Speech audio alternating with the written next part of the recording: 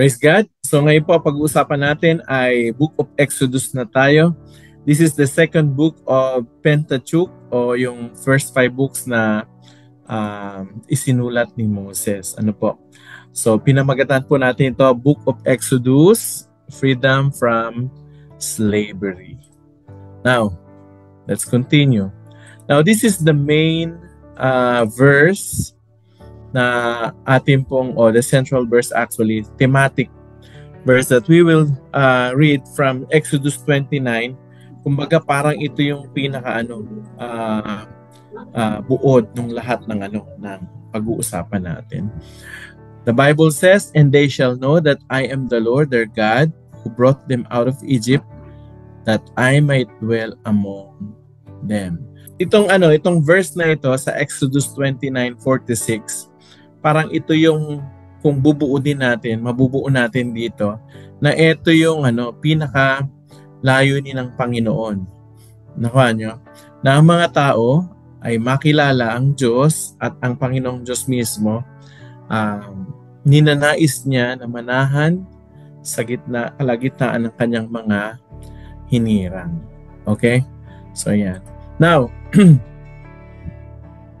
this is the overview of the whole book of Exodus. Nakuha nyo? Kung i-outline natin siya, parang dito pa lang makikita nyo na yung buong kwento sa outline na ito. Okay, number 1, makikita natin yung deliverance ng Israelites from Egypt. Okay, and out of that, yung chapter 1, you will see the Israel's growing population, but eventually you will see that they are being oppressed. Then you will see the life of Moses, introduction of Moses' life. Chapter 3 hanggang chapter 7, makikita naman natin dito how God called Moses. Nandyan yung burning bush at saka yung early preparation ni God kay Moses. Chapter 7 to chapter 11 is speaking about the 10 plagues and Pharaoh's resistance. Ito na yung 10 salot, 10 salot. At the same time, yung pagmamatigas ng puso ni Paraon. Chapter 12 to 14, makikita nyo eventually pinayagan ni Paraon. So makikita natin doon yung institution ng Passover, yung Exodus mismo, yung paglalayag nila, pag-alis nila sa Egypto. Then eventually makikita nyo yung story ng pagtawid nila sa Red Sea. Chapter 50 naman dito, makikita nyo na yung right after the crossing of the Red Sea, yung awit ni Moses, Song of Victory. Then eventually, as they were in the wilderness, they were able to encounter several testing. Nandyan yung wala silang pagkain. So, nag-provide si God ng mana. Then yung tubig, yung mapait na tubig, ginawang naiinom sa Mara. Then eventually, nilusob sila ng mga Amalekites, but they were able to defeat those. Yun ang una. Sa pangalawang phase, makikita natin from Egypt sila papunta na ng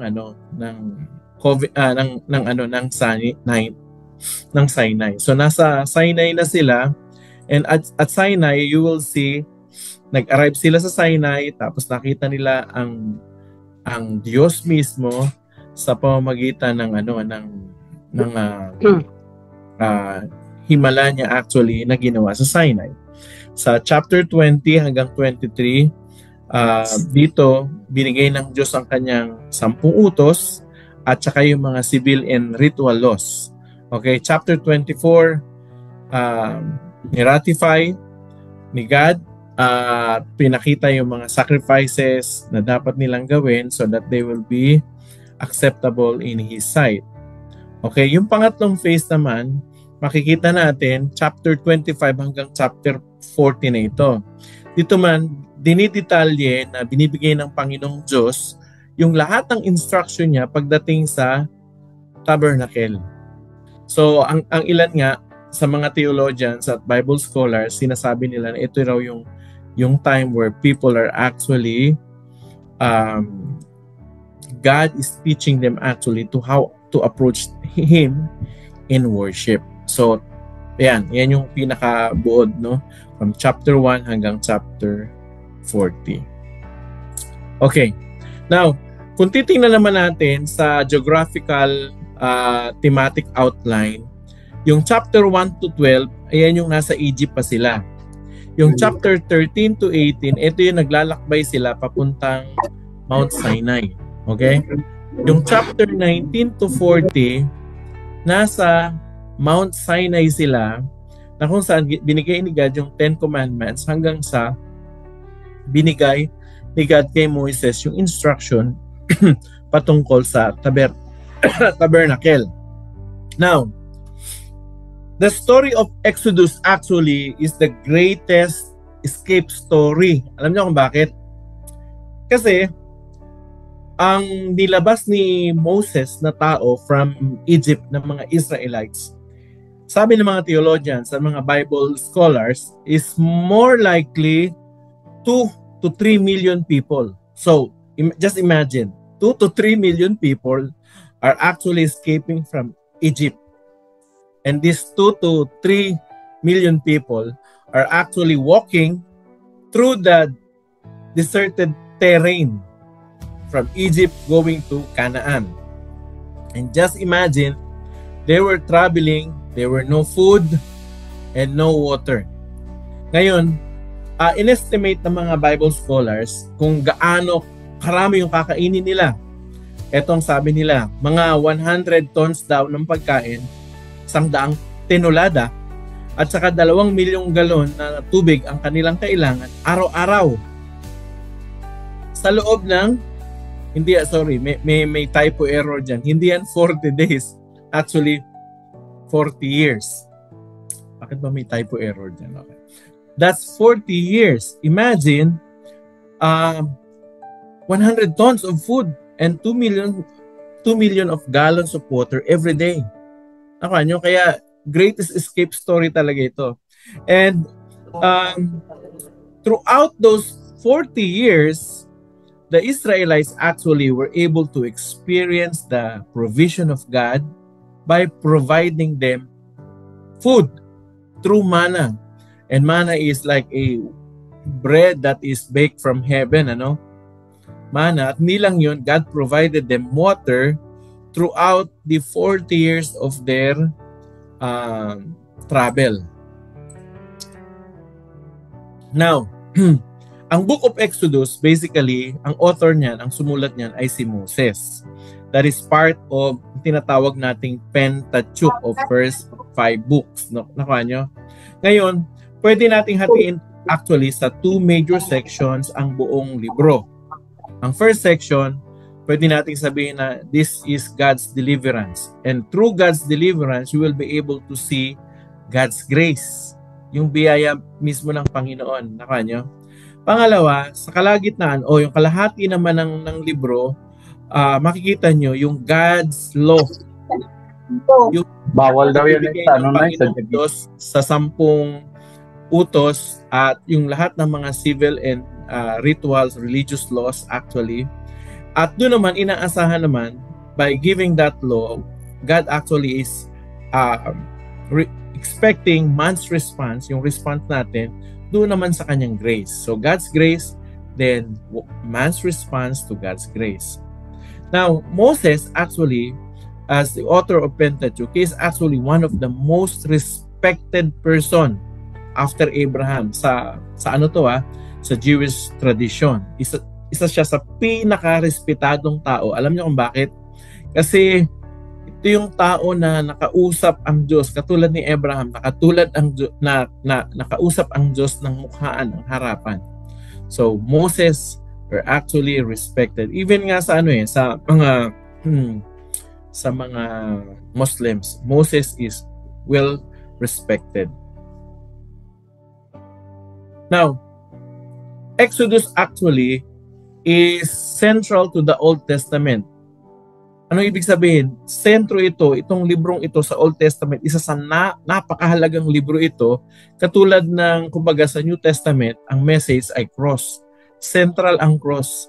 So, Exodus is actually central to the Old Testament. And there are lots of stories in Exodus that actually describe Christ, o ang tawag natin dyan, type of Christ, no?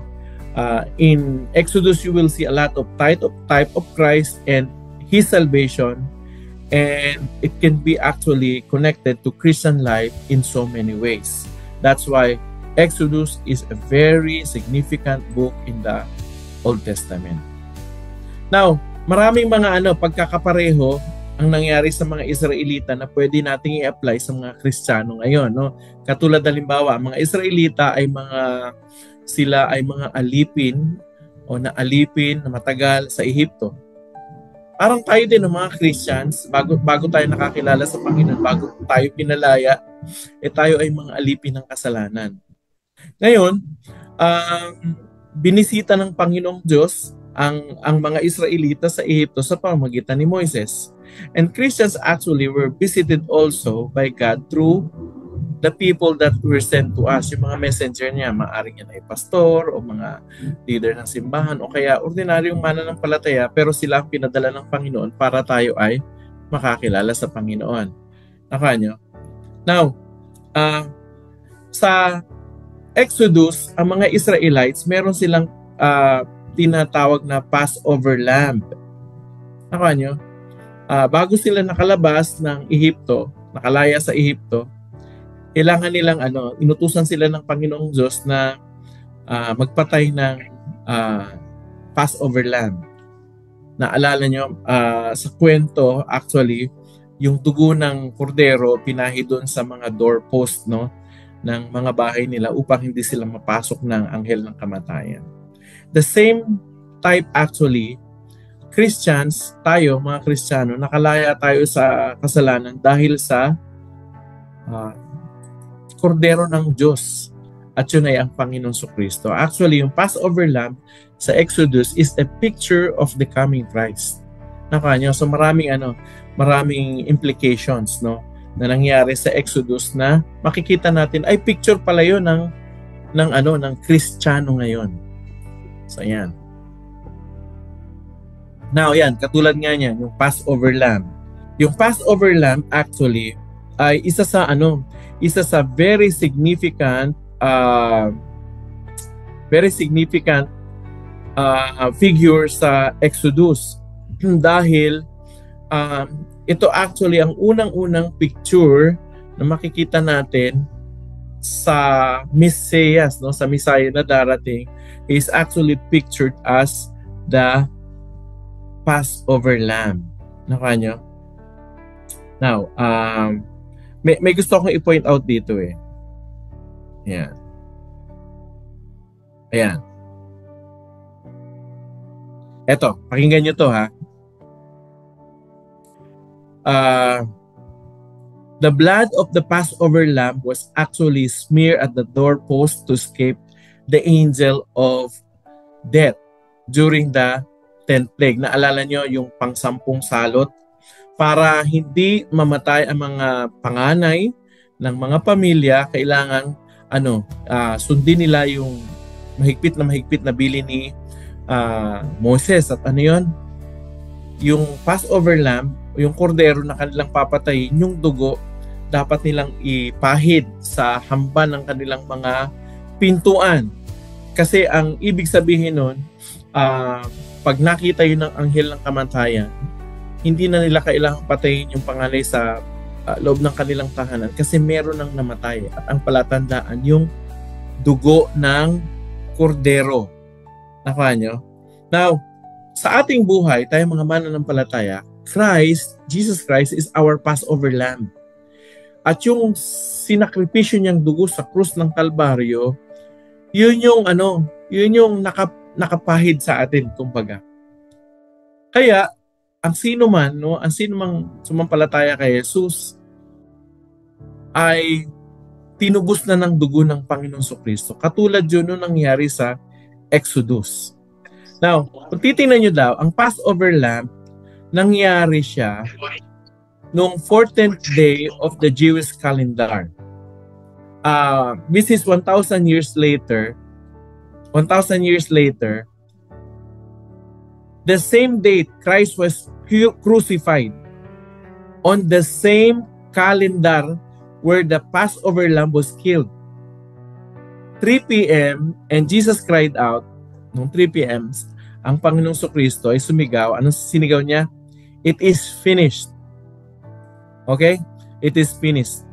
Like the Israelites when they killed the Passover lamb, it's just like Jesus Christ when he was hung on the cross. He is the Passover lamb para sa mga mananampalataya. Nakuha nyo? Ito pa. 3 days after eating the Passover lamb, alam nyo nangyari? The Israelite escaped from Egypt. Nung pang-sampung salot, pinatay nila yung Passover lamb, linagay yung tugo sa hampan ng kanilang mga bahay, ng kanilang pintuan. After 3 days, matapos yung pagpatay sa Passover lamb, after 3 days, that's the day that they were actually able to escape out of Egypt. Alam niyo ang significance nito? Nung si Jesus Christ, pinako sa krus, yung Passover lamb, si Jesus Christ, pinako sa krus. After 3 days, anong nangyari? After 3 days, actually, Jesus Christ rose from the dead. Akala nyo? Parehong-pareho, 3 days. 3 days nang mamatay yung Passover lamb, nakalabas sila, nakalaya sila sa Egypt.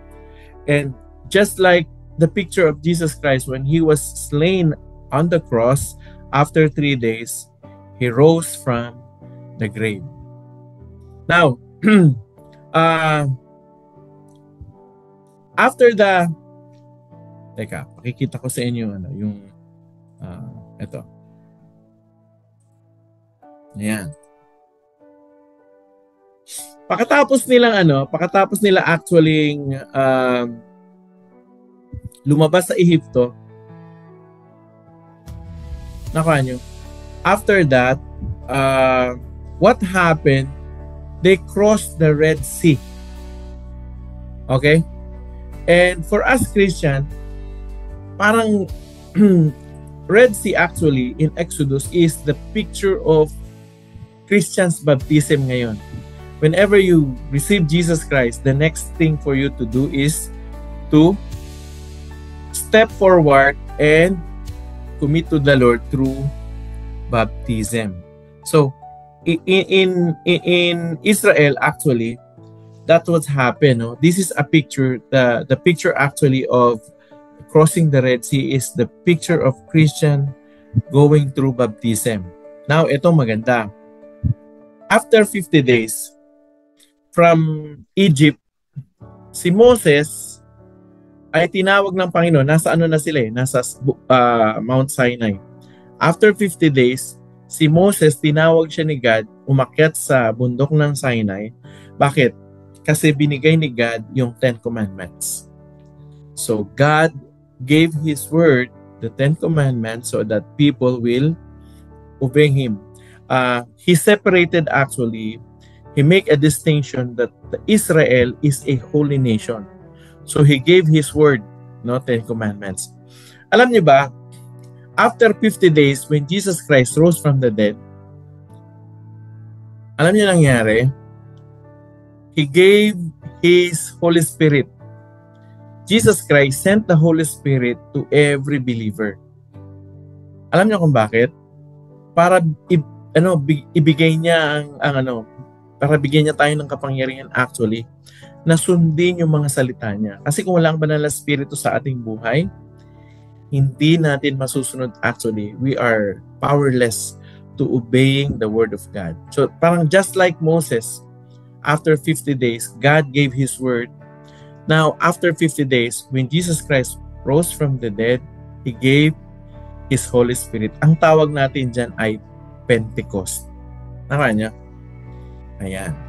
Now, kung tutuusin daw, ang Canaan o ang Israel ay magjo-journey from Egypt to the Promised Land, Canaan. Sabi ng mga Bible scholars, kung tutuusin, itong journey na ito, itong travel na ito, kaya ito ng 15 days lang. So 15 days, you will be able to reach actually the promised land already. But in the story, you will find in the book of Exodus that from the original people who came out from Egypt, dalawa lang talaga yung nakapasok. Dalawa lang yung nakapasok sa promised land. Yung original ay si Joshua at si Caleb. Maging si Moses, hindi siya nakapasok. Alam niyo kung bakit? Kung bakit hindi nakapasok yung mga original people who came out of Egypt? Dahil sa sobrang tigas ng kanilang mga ulo. At sobrang mareklamo. Reklamo dito, reklamo doon.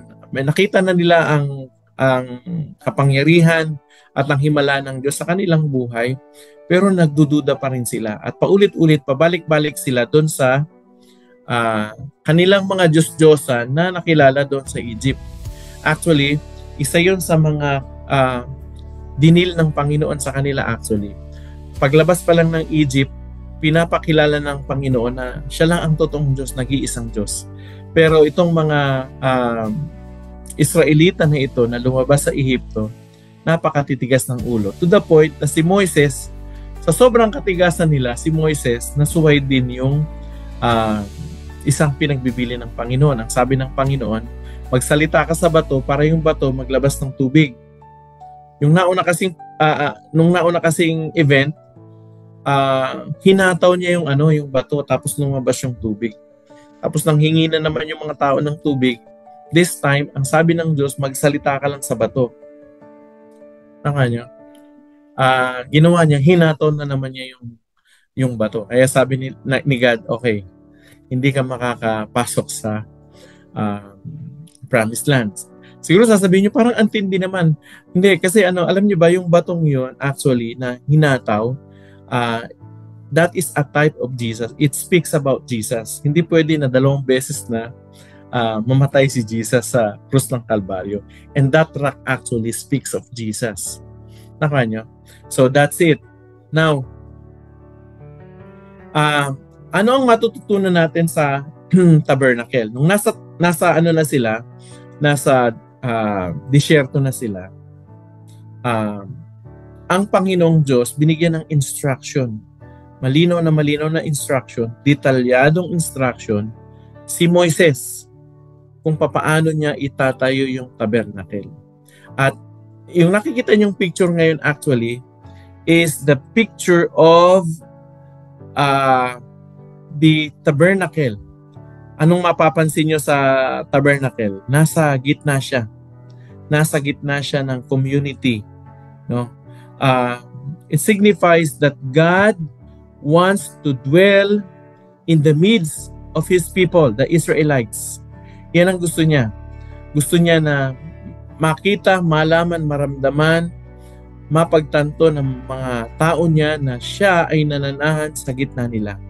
And God actually loves to dwell in the midst of His people.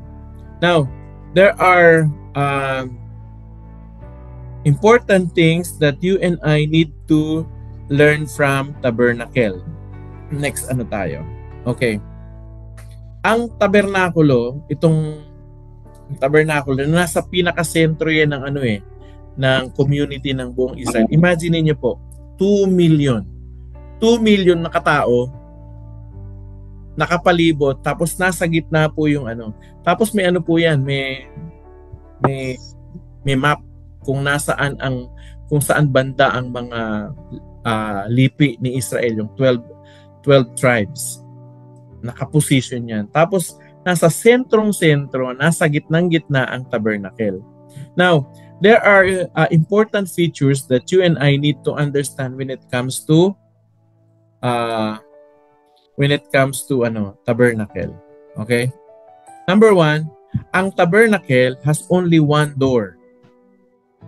Isa lang ang pintuan niya. Wala siyang pintuan sa gilid, wala rin siyang pintuan sa likod.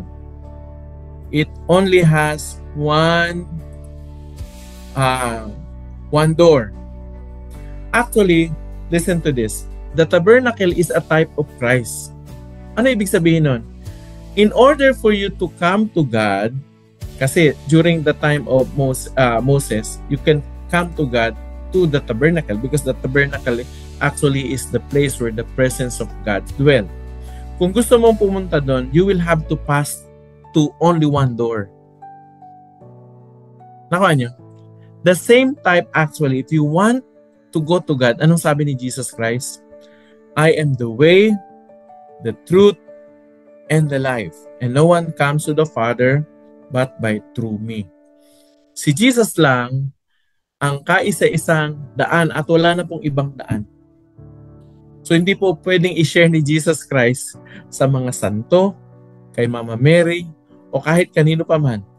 Si Jesus Christ lang, isa lang po ang daan papunta sa tabernacle. The same way, there is only one way actually that we can go to the Father, and that is the Lord Jesus Christ.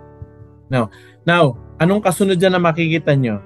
Pagpasok nyo sa door, nakikita nyo merong brazen altar. Yung altar. Ano yung altar? Yung altar, yan yung lugar na kung saan yung mga hayop, yung tupa, ay iniaalay. Para ano? Para maging katanggap-tanggap yung mga taong pumapasok doon sa tabernakulo. Alam niyo, si Jesus Christ ang ating kordero. Nakuha niyo?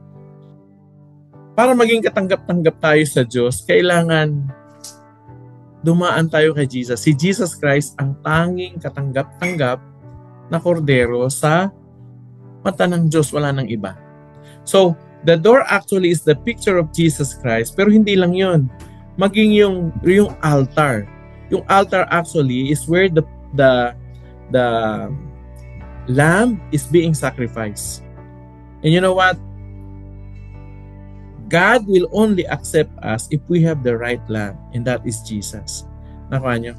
Tapos mapapansin nyo, ang kasunod niyan, one door, tapos brazen altar. Makikita nyo dun sa dulo may malaking parang planggana. Ang tawag dyan ay laver. Yan ay yari sa tanso. Malaking ano yan, malaking planggana. May laman niyang tubig. At ang mga pari, hindi sila pwedeng pumasok doon sa lugar na banal na lugar at saka kabanal-banalan yung high priest kapag hindi sila maghuhugas. So ang intention ng paglagay doon ng malaking planggana na tanso, yung laver, ay para maghugas, no?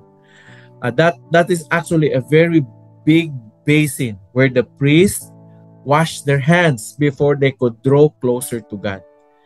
At alam nyo, ganun din tayo. We can only come to God because of Jesus Christ by faith. No? Because of Jesus Christ, we have been sanctified. Nilinis tayo. Nakuha nyo? Mapapansin nyo, yung buong tabernacle actually, kahit yung mga nasa loob niya, it speaks about Jesus. Si Jesus ang daan, si Jesus ang sacrifice, si Jesus din ang naghuhugas sa atin. Nakuha nyo? So, actually, Exodus is actually a story of a Christian life. Now, we can only come to God through Jesus. We have to recognize that Jesus is the sacrificed lamb for us. And we can only be sanctified, tayo ay malilinis at mababanal sa pamamagitan lang ng Panginoong Kristo. Nakuha niyo? So that's the story of tabernacle. Now, let's continue. Ang tanong ito, bakit kaya sobrang nagtagal ang mga Israelita sa Ehipto? Dapat sana, 'di ba? Nung dinala sila ni Joseph, 70 lang sila eh. Dinala sila ni Joseph sa Egypt. Dapat 7 years lang sila doon eh, kasi 7 years lang naman ang famine. 'Di ba? Pero bakit Bakit nagtagal sila ng husto doon? Anong nangyari? Nakuha nyo? Anong nangyari? Bakit sobrang nagtagal sila doon? Well, nung kinuha ni Joseph ang kanyang tatay at saka yung mga kapatid, nilagay sila actually sa isang napakagandang lugar, napaka-fertile na lugar na kung saan ang ang mga Israelita sobrang nag-flourish. Nakuha nyo? Sobrang umano sila talaga, yumabong sila. I should say, yumaman sila. Nakuha nyo? Binigay sa kanila yung pinaka magandang lupain sa Ehipto. So nag-flourish sila talaga ng gusto hanggang sa namatay si Joseph. And after that, you will read in Exodus chapter 1 verse 2, may panibagong paraon na nabuhay. Pero ang paraon na ito ay hindi na kilala, nakalimutan na kung ano ang parang roots ng mga Israelita. Hindi niya kilala si Joseph. At nagkataon na ang paraon na ito ay napakahigpit. Nakuha nyo? Parang maihahalin tulad daw natin ngayon. Yung mga Hudyo actually sa iba't ibang lugar ng mundo, ewan ko ba, kahit saan sila pumunta, parang nagpo-flourish sila lagi. And sometimes, actually marami sa kanila na nag-flourish na sa Amerika, sa Europe, kahit sa Asia, no? Maraming mga Jew na yumayaman. At ang ilan sa kanila nakalimutan na yung plan ni God sa kanila actually, na yun nga, ang plano sa kanila ay ibigay yung Canaan, yung promised land. Nakuha nyo. So, by divine reason, God actually allowed Israel to live more than 400 years. Yung dapat sanang 7 years, pinahintulot ng Panginoon na sige, magstay kayo dyan, magpalaki kayo dyan, magpadami kayo dyan. Bakit ganon? Well, meron itong reason actually. Kung titingnan natin, babalik tayo sa Genesis, ang Panginoong Diyos ay nagbigay actually ng prophecy.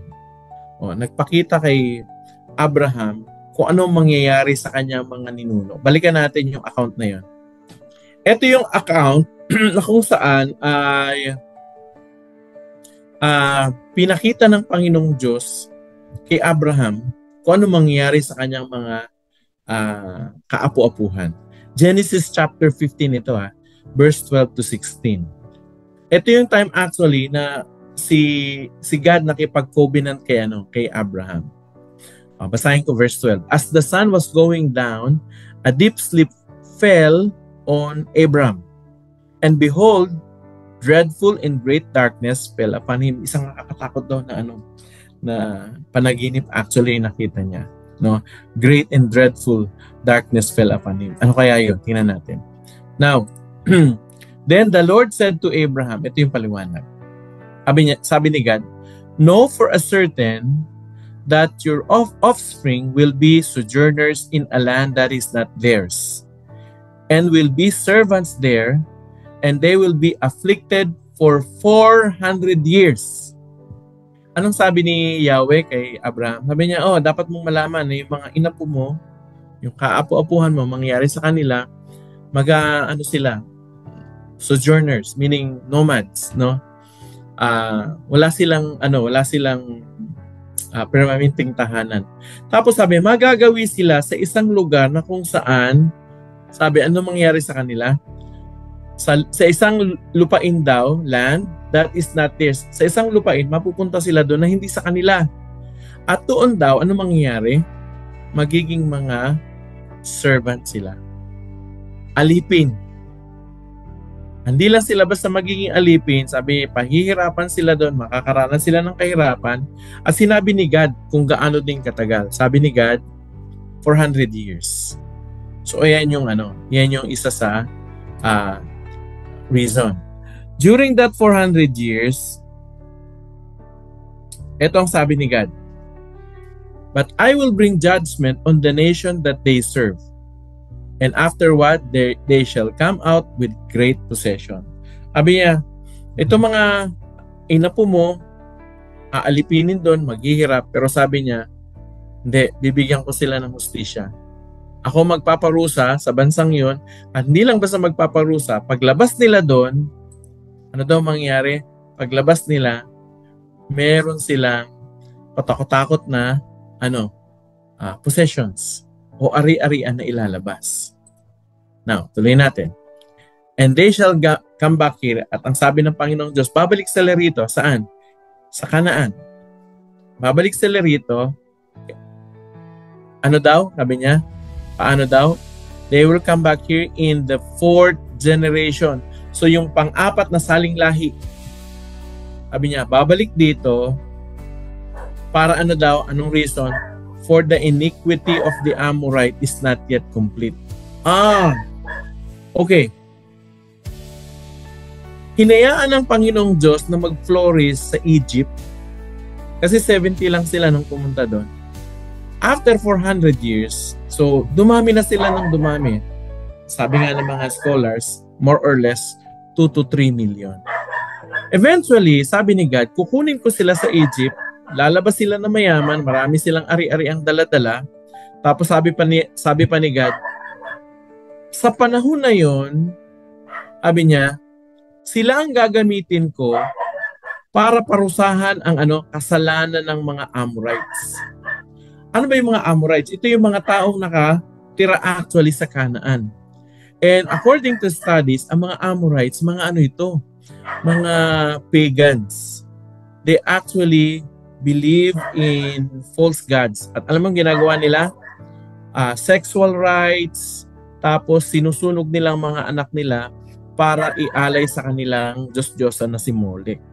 So, kutakot-takot yung immorality ng kanilang buhay at the same time yung pagsamba nila sa mga Diyos-Diyosan. Alam naman natin. So, ang plano pala ni God, gagamitin niyang Israel para parusahan ang mga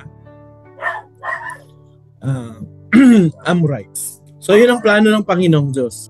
Okay, ano ang natutunan ng mga Israelita throughout the journey? Basically, marami silang natutunan. Number 1, throughout their journey from Egypt going to Canaan, nakita nila na lahat ng mga bansa na dadaanan nila may kanya-kanyang mga Diyos-Diyosan. Or I should say, may mga evil spirits, may mga bandages, may mga strongholds. But throughout those travel, si Yahweh pinapakita niya na siya lang talagang totoong Diyos. At hindi lang siya totoong Diyos, He is the most powerful and the true God. Nyo? So, the Israelites were able to see that Yahweh indeed is the true God and most powerful than any gods of Egypt or any other nations. He is actually the only God of the universe. Yun isa sa malinaw na nakita nila magmula nung nilabas sila sa Egypt papuntang Canaan. Pangalawa, natutunan din nila na pinili talaga sila ng Diyos. Pero hindi lang sila pinili sa walang kabuluhan. Hindi pinili para dahil favorite lang. Hindi. Pinili sila ng Diyos, ang Israel, kasi meron silang misyon na gustong ipagawa ang Diyos sa kanila. They were elected actually as a nation of priests. Why? To bless the world. Sila sana ang gagamitin ng Panginoong Diyos para yung mga paganong bansa, yung mga bansa na walang totoong Diyos, silang magpapakita na, hey, kami isang bansa kami, may totoo kaming Diyos, tingnan nyo kami. And so therefore, we would like also to bless you by introducing our true God. Nakaka nyo? And that is actually the same picture for you and me as Christians. Tayo mga Kristiyano, hindi tayo pinili, hindi tayo niligtas sa walang dahilan. Pinili tayo at niligtas kasi ang gusto ng Diyos, tayo ang gamitin actually. We are actually a holy nation, a priesthood actually. Nakasulat yan sa alam ko linagay yan. Ito, 1 Peter chapter 2 verse 9. Tingnan nyo anong pagkaka-describe sa ating mga Kristiyano? But you are a chosen race, a royal priesthood. Tayong lahat pala mga mananampalataya ay Pare ang pagkatawag sa atin, no? A holy nation, a people for His own possession, that you may proclaim, ano daw ang ano natin? Mission. So that you may proclaim the excellence of Him who called you out of darkness into His marvelous light. That is actually, as Christian, that is our mission. Nakuha nyo? The same is true with Israel. Yun sana ang plano ng Panginoong Diyos, na ang Israel ang gagamitin so that His marvelous, glorious presence in word. Kaya nga sa kanila binigay ang salita ng Diyos, ang 10 Commandments. Nakuha nyo? Kaya lang, of course, we'll see they failed it. Now, ano naman ang pwede nating matutunan kay Moses? Kay Moses, well, one thing that we can learn is that this truth, God prepares the people He will use for mission. Si Moses, talagang pinili ng Panginoon. Mula pa lang sa pagkapanganak, kitang-kita mo yun. Kung paano supernaturally kumilos si God. Prepare siya, hindi siya namatay. Kasi pinapatay ang lahat ng baby nung paraon nung time na yun. Pinapahagi sa sa ilog, pinapapatay.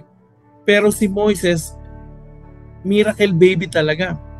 Hindi lang siya naligtas, kundi ang nakapagligtas pa sa kanya, royalty, nasa royal family ng Pharaoh. Tapos kinuha pa ng royalty na ito yung nanay niya mismo para mag-alaga sa kanya. So meaning to say, although naturuan siya sa University of Egypt, kumbaga, nung time na yon, very prestigious education ang natanggap ni Moses.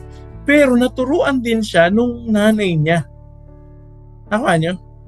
Nang patungkol sa totoong Diyos.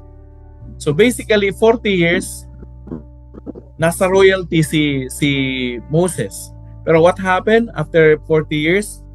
Gusto niya iligtas yung bayan niya. May nakita siyang dalawang nag-aaway. Ang ginawa niya, pinatay niya. So, we can also say na parang ang pinagtiwalaan niya yung sarili niyang kakayahan at lakas. Kaya lang nabalitaan yun, di ba? Nung sumunod na araw, may nag-aaway uli. Nung sasawayin niya, sabi sa kanya, papatayin mo rin ba ako? Eventually, natakot siya. Ano nangyari? Tumakas siya, pumunta siya sa ilang, at doon nanirahan siya ng another 40 years. 40 years naman na nag-aral siya sa wilderness. Pero yung 40 years, anong trabaho niya doon? Ang trabaho niya, tagapag-alaga ng tupa. Ang mga hayop. Isipin mo, 40 years, wala kang kausap. Nandun ka sa Malamang,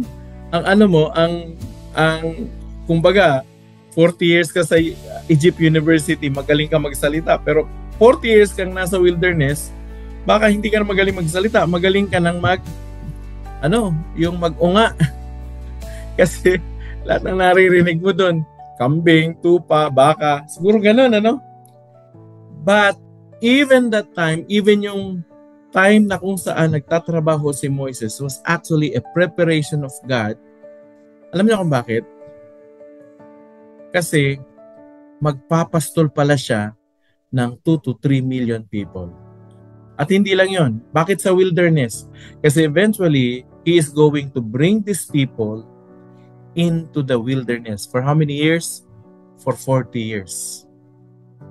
Nakuha niyo? Kaya 40 yan 40 years sa Egypt, yung buhay ni Moises. Another 40 years nung nasa wilderness siya, nagtatago.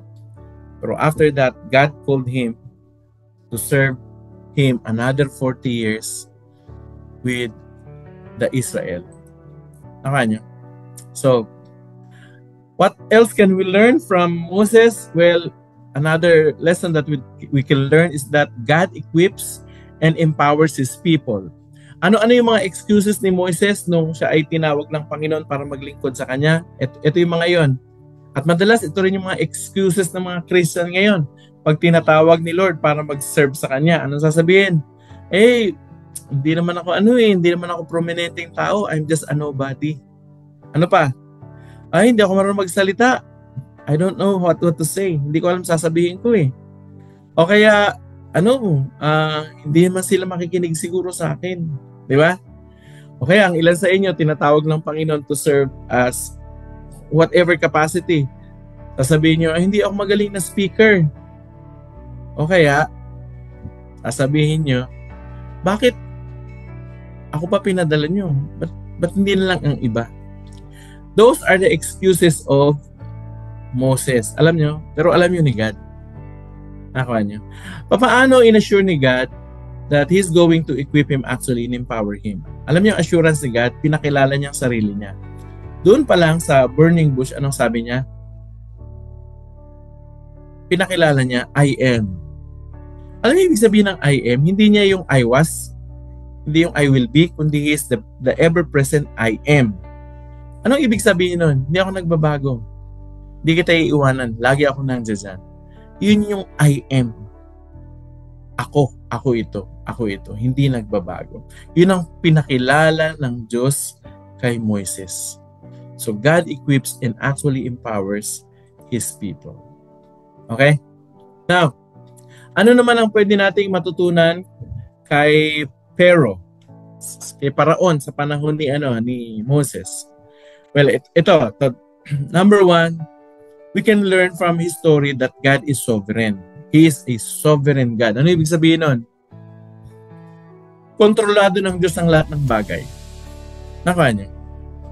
Kontrolado ng Diyos ang lahat ng bagay.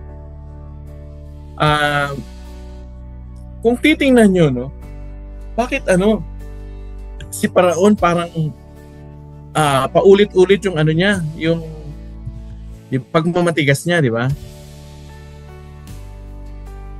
Ibig sabihin, hindi parang si God, kasi parang sa unang salita ni God, hindi siya naniwala o kaya nagmamatigas siya. Actually, that was part of God's plan. Alam niyo kung bakit? Kasi eventually, God is going to show His glorious power by bringing the plague, yung mga salot. Nakuha niyo? But you will also see that God is still merciful and just. Nakuha niyo? Ang Diyos napaka-pasensyoso kay Paraon. Although, mapapansin nyo doon na pinatigas ang puso ni Paraon ng Diyos. Pero ang totoo nun, makikita nyo rin doon na ang unang-unang nag-decision actually magpatigas ang puso si Paraon. Siya nag-decide siya mismo na patigasin ang kanyang puso sa Diyos. But God was so patient actually.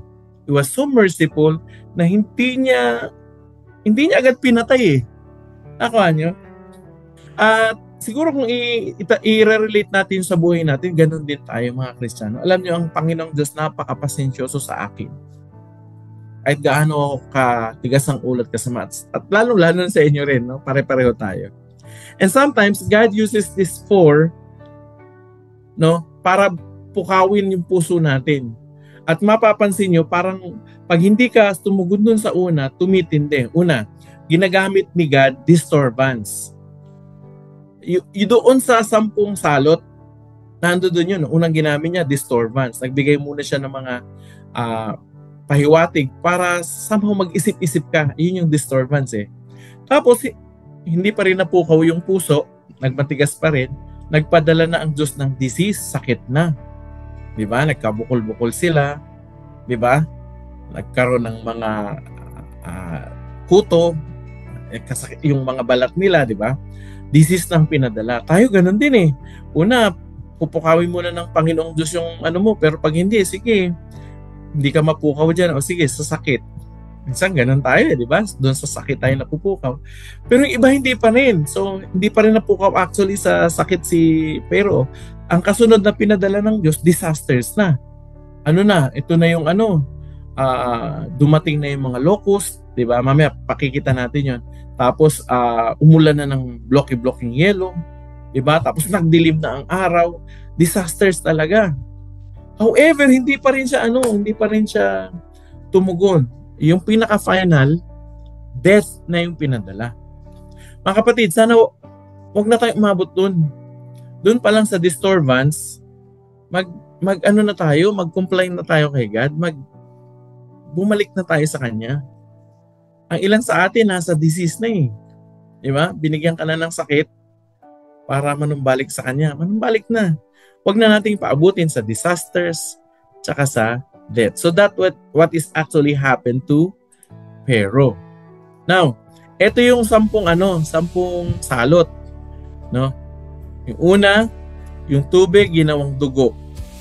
Tapos hindi pa rin sila sumagot. Nagpadala ng maraming palaka. Nakuha nyo? Hindi pa rin sumagot. Nagmatigas na naman. Nangako na palalayain ng mga Israelita pero hindi na naman. Tapos nagpadala ng mga kuto. Mga lies, gnats, no? Hindi pa rin tumugon. Nagpadala ang Panginoong Diyos ng mga flies, mga langaw. Nakuha nyo? Hindi pa rin. Ngayon, eto na, may sakit na. Nagkasakit na yung mga hayop. Nagkasakit na yung mga tao. Disease na yan. Then eventually, disaster. Nagpadala na ng hail, ng locust. Sinira na yung mga pananim. Disaster talaga. At saka nagpadala na rin ng kadiliman. Eventually, tinigasan talaga ni Pharaoh ang kanyang puso hanggat dumating sa isang decision si God. Okay, death I will bring you. So lahat ng panganay, pati panganay ng mga hayop nagkandamatay. Alam nyo, nung una titingnan mo, ba't kaya ito ang pinili ni God na salot na ipadala sa buong Ehipto? Tsaka bakit kinumpleto niya pa ito? Actually, hindi lang ito basta parusahan si Pharaoh at saka yung mga Egyptians. This is actually something spiritual happening here. War spiritually. Kasi ang bawat salot na yan ay kumakatawan sa Diyos-Diyosa ng mga Ehipsyo. Like ito yung mga yan. Like halimbawa, yung salot ng dugo, yung plague of blood. Turning the Nile to blood was actually a judgment against their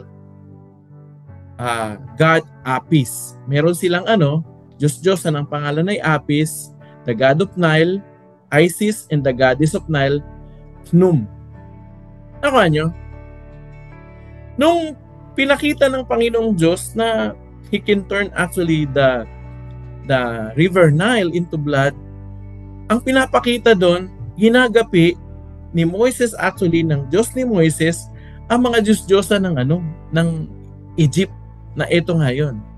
How about yung plague of frogs, yung salot ng mga palaka. Ito naman, ang ginagapi naman pala rito, pinapakita na mas makapangyarihan ang Diyos sa kanilang Diyos-Diyosan kasi naniniwala sila sa Diyos-Diyosa na si Heket, the frog-headed goddess of birth. Nakuha nyo? At pinapakita doon na wala silang control. Ang Diyos talaga ang may control. At God, Yahweh is even a greater God than their God Heket. Ano pa? Yung mga kuto or nuts. That was actually a judgment on their goddess of desert named Set. The plague of flies. That was actually a judgment on their fly god. Ang pangalan, Yuwasit. Ano pa? Yung livestock, yung pinatay yung mga hayop. Yun naman pala ay actually a judgment against their goddess Hathor and the god Apis, who were both defective as cattle. Naka nyo? Number 6, yung mga bukol, yung mga pigsa. That was actually a judgment against their several gods. Yung yung Diyos-Diyosa nila na pinaniniwalaan nila na nakakapagbigay sa kanila ng kalusugan. Sino yun? Sekhmet, Suno at Isis. So yung lahat ng yun, yung mga Diyos-Diyosa na yun, tinawagan nila, hindi na-solve yung kanilang mga problema. Pinapakita nito na they are not a true God, only Yahweh. Yung hail, that was an attack to their goddess, Osiris, the fertility of God, and Set, the storm god, and not the sky goddess. Paano naman yung mga locust, yung mga balang? Yun naman pala ay attack against their goddess Osiris and Set. Number 9, yung kadiliman. That was aimed for their sun god. Kasi meron sila tinatawag na sun god. Ang pangalan ay Re or Ra. Nakuha nyo? At itong Ra na ito, sometimes they are signifying or symbolizing pero. Kasi ang paraon sa kanilang panahon, parang dino-Diyos din nila. Ang pakilala nila sa kanilang mga royalty, mga pharaoh, ay Diyos. Nakuha nyo? So ipinakitang lahat ito ng Panginoong Diyos, and ultimately, lastly, yung plague on the firstborn. It was actually a judgment on Isis, the protector of children. So, yun pala yun. Kaya pala pinili ng Panginoong Diyos yung 10 salot na yun kasi yun ay direct attack sa mga Diyos-Diyosan nila para ipakita na yung kanilang mga Diyos-Diyosan hindi totoong Diyos at merong iisang Diyos at yan ay si Yahweh na makapangyarihan sa lahat at siya lamang ang dapat sambahin. Niya, yun pala yung nun. Of course, ano pang matutunan natin doon sa Passover Lamb? Sa Passover Lamb, anong matutunan natin doon? Makikita natin doon actually, pinapakita sa atin actually that one day there is a lamb actually that comes from God who will come one day so that he will be our covering. His blood will actually be our payment, no? Exodus 12:5, pakinggan niyo po ito. The lamb to be sacrificed as the Passover lamb had to be 1 year old, male lamb. Tapos on the 10th day of the first month, the selected Passover lamb was to be inspected to ensure that it was unblemished lamb, and then it was to be kept in the house. Alam niyo ibig sabihin nun? Dapat yung lamb should be perfect. Nakuha nyo? Unblemished. And you know what? Jesus Christ is said to be unblemished. He did not do any sin. Nakuha nyo? Exodus chapter 12 verse 6 to 14. On the 14th day of the same month, the Passover lamb was to be killed, and its blood was to be smeared onto the doorpost of the house. Then the rest of the animal had to be roasted and not boiled. That Passover lamb actually is what? The picture of Jesus. Here is the ito ang trivia. 1,000 years later, Jesus was also brought into Jerusalem on the same 10th day of the first month. Parehong-pareho, nung unang-unang Passover lamb, pareho ng date. Nakuha nyo? Pareho-pareho ng date nung si Jesus Christ ay dinala sa Jerusalem. He was examined by the authorities and concluded, sabi niya, there is no fault in him. Just like what priest will say doon sa mga Passover lamb, there is no fault in this Passover lamb. Perfect ito. Ganon din ang sinabi kay Jesus Christ nung siya ay sinusuri during the time of his trial. Ito pa, pakinggan niyo to. Jesus is indeed the unblemished Lamb of God, qualified to be the Passover lamb. On the 14th day of 3 p.m., Jesus said, "It is finished," after much suffering on the cross for our sins. Exodus chapter 13 verse 15, the Jews were to eat only unleavened bread. Pagkatapos nung pagkain ng Passover lamb, ang lahat ng Hudyo hindi sila pwedeng kumain ng tinapay na merong libadura. Ang kakainin lang nila unleavened bread in the next 7 days. At alam nyo, habang kinakain nila yung Passover lamb tsaka yung unleavened bread, nakabihis sila. Nakabihis sila. Kasi yun ang sinabi ng Moises, kailangan nakabihis na kayo. Bakit? Kasi anytime lalabas tayo. Alam niyo ba, that is a picture of Christian should be. Ay mga mananampalataya, nung tayo ay tinubos ng Panginoong Kristo, dapat hindi na tayo nakikihalo sa paggawa ng kasalanan. Dapat unleavened bread na rin tayo. Nakuha niyo? Tapos dapat nakabihis tayo lagi. Anong ibig sabihin na nakabihis? Dapat ready tayo anytime na mag-rapture. Pag tumawag si God, sabihin na, tayo na, labas na tayo sa Ehipto. Labas na tayo sa mundo. Ready tayo. Nakabihis tayo. Nakuha nyo? Nakabihis tayo. That is the picture actually what happened in the Exodus. Na picture na ngayon ng mga Kristiyano. Exodus chapter 12 verse 26 to 27.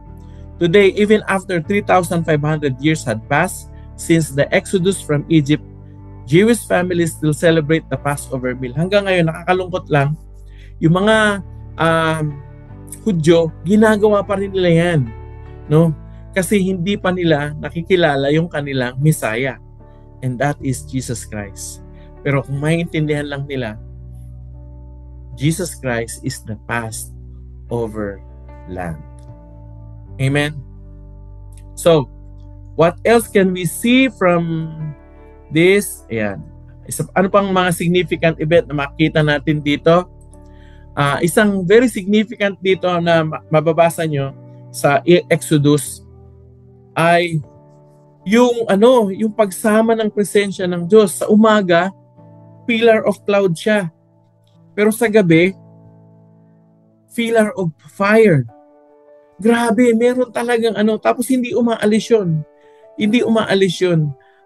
Yung pillar of cloud saka yung pillar of fire is the one actually giving them signal kung kailangan na nilang lumakad ulit o magstay. You can just imagine, tingnan nyo, sa malayo, sa gabi, hindi nyo may paliwanag na apoy na nasa ibabaw, nasa ulunan ng mga Israelita. Grabe. Yan to siguro yun. No? Ito mga mga graphics na ginawa ng tao. Just to give us picture of what had happened. Now, so yan. And you can also imagine, ano nangyari doon? Grabe, 40 years. Nagpapaulan si God ng tinapay, walang sawa. Fresh tuwing umaga. Fresh tuwing umaga. Makikita mo talaga ang Diyos ay nananahan sa mga tao niya. Nakuha nyo? Okay, what can we learn from the Mount Sinai? Next picture, papakita ko sa inyo. Ayan. Ito daw ang Mount Sinai ngayon. Kung titingnan nyo naman ang Mount Sinai, parang wala namang kaganda-ganda dito sa bundok na ito, di ba? Mas maganda pa rito ang bundok ng Antipolo o bundok ng Tanay, di ba? Pero kasi hindi yan sa hindi yan sa structure ng mga bato. Ang lugar na ito ay naging maganda kasi yung presensya ng Diyos. Yung presensya ng Diyos na nahandyan. Nakuha nyo? Ano mang lugar na sasamahan at tatahanan ng presensya ng Diyos, nagiging maganda. So it's not about aesthetics, no? Ganon din sa church, mga kapatid, no? Tayo, gustong-gusto natin, pagandahin yung simbahan natin. That's nice. Lalo na kung meron naman talaga tayo perang magagamit para maging presentable. Pero higit sa lahat na dapat ay sinisikhay natin o minimithi natin, yung presensya ng Diyos na bumaba sa atin. Nakuha niyo, pag sasamba tayo, mag-worship tayo kay God. Alam mo yun, kakaiba yung feeling na mararamdaman mo talaga ang presensya ng Panginoon. Nakuha niyo? So, anong nangyari dyan sa Mount Sinai? Nung dumating sila dyan, tinawag ng Panginoong Diyos si Moises at pinaakyat sa taluktok. At ang sabi, pinigay ng Panginoong Diyos yung kanyang 10 utos. Actually, 40 days and 40 nights na nakipag-usap si Moises kay God. Nakuha nyo? To give His instruction. Actually, God communicated His instruction to Moses, not just the 10 Commandments. Marami siyang mga binigay na instructions. Now, Exodus chapter 20, you will see God taught Moses so that he could teach others. Binigay ni God yung kanyang instruction, pero ang intention niya para maturuan ng mga tao kung paano sila mamubuhay ng ayon sa kalooban ng Diyos. So dito pinakita kung paano makikitungo sa asawa, makikitungo sa anak, makikitungo sa kapitbahay, makikitungo sa ibang tao, kahit sa mga dayuhan. Binigay yun ng Panginoong Diyos. Meaning to say, God is a moral God. Nakuha nyo? He also told Moses how to build that tabernacle. And he was very specific. Nakuha nyo? Now, tayo mga Kristiyano, listen to this. I don't know about you. Kabisado nyo ba ang 10 utos? Alam niyo, mas magandang kabisaduhin natin yung 10 utos. No? We have to memorize 10 commandments so that we will be able also to carefully obey it. Although, gusto kong sabihin sa inyo mga kapatid, we are not living, hindi na tayo sakop ng batas kasi sakop tayo ng biyaya. Pero kasi yung batas binigay para makapagbigay tayo ng kaluguran sa Panginoon. Ligtas na tayo, pero we have to still listen to the instruction of God so that we will become a testimony to other people. That's the reason why bakit tayo sumusunod sa instruction ng Panginoon. So the Israelites saw God's grace and now they have to respond to God by living according to His law and obey Him. Now,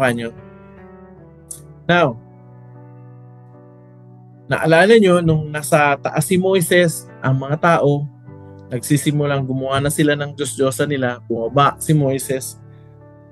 Sa sobrang inis niya, galit niya, tinapon niya yung plate, yung tablet ng 10 Commandments.